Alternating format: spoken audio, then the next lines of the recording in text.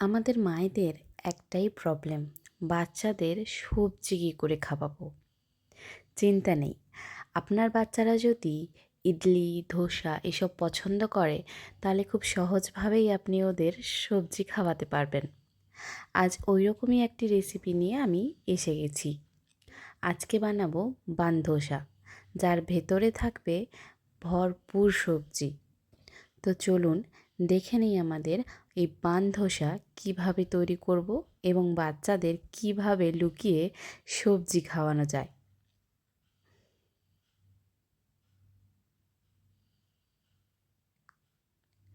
প্রথমেই আমি একটি পাত্রে 1.5 কাপ মতো সুজি নিয়ে নিয়েছি এবং ওই 1.5 কাপ সুজির মাপেই আমি এখানে 1 কাপ দই নিয়েছি।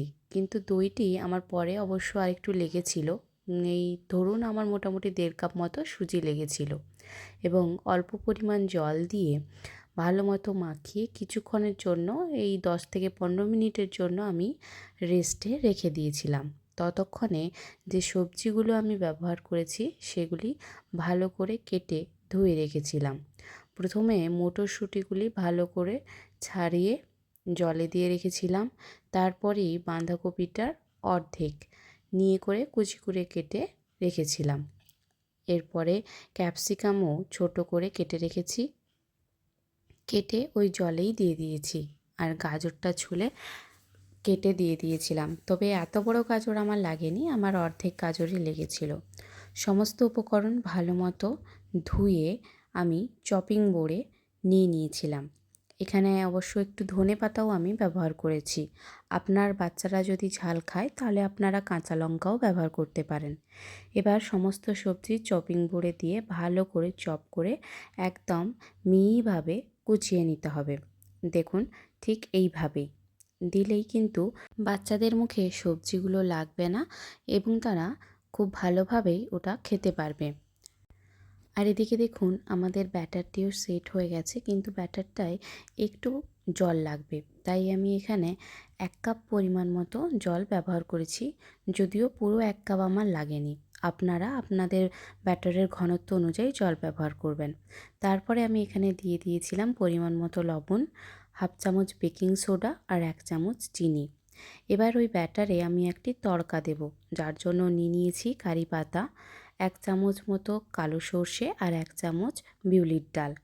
এবার গ্যাসে তড়কার প্যান বসিয়ে সর্ষের তেল গরম করে ওই পুরো মশলাগুলি দিয়ে দেব এবং তড়কাটি লাগিয়ে দিয়ে দেব ওই ব্যাটারে। এবারে ওই ব্যাটারে দিয়ে সমস্ত উপকরণ ভালো মতো মিশিয়ে নেব। সেগুলো মেশানো হয়ে গেলে উপর থেকে কেটে রাখা সবজি দিয়ে ভালো মতো মিশিয়ে নেব। দেখুন ব্যাটারের ঘনত্বটা ঠিক এইভাবে হতে হবে। এবারে গ্যাসে তড়কা প্যানটি বসিয়ে পরিমাণ মতো তেল দিয়ে ওপর থেকে 1 হাতা ব্যাটার আমি দিয়ে দেব। এটাকে ঢাকিয়ে রেখে কিছুক্ষণ রান্না করে ওপিঠ উল্টে আবার একটুক্ষণ ঢাকা দিয়ে ভেজে নেব। এখানে বলে রাখি, আমি যেহেতু তড়কা প্যানে করেছি তাই আমার কিন্তু খুব তাড়াতাড়িই তড়কা প্যানটা গরম হয়ে যাচ্ছিল। তাই জন্য আমি কিছুক্ষণ চালিয়ে আবার বন্ধ করে আবার কিছুক্ষণ পর চালিয়ে ওপিঠ সেঁকেছিলাম। তাই বলবো আপনারা যদি পারেন তাহলে ননস্টিক প্যানে করার চেষ্টা করবেন, অত সহজে লাগবে না এবং তাড়াতাড়ি হয়েও যাবে। তো দেখুন আমাদের এক এক করে সমস্ত বান ধোসা রেডি হয়ে গেছে। এবারে রেড চাটনির সাথে এটি সার্ভ করুন এবং মজা নিন। বাচ্চারাও খুশি আর আপনিও খুশি।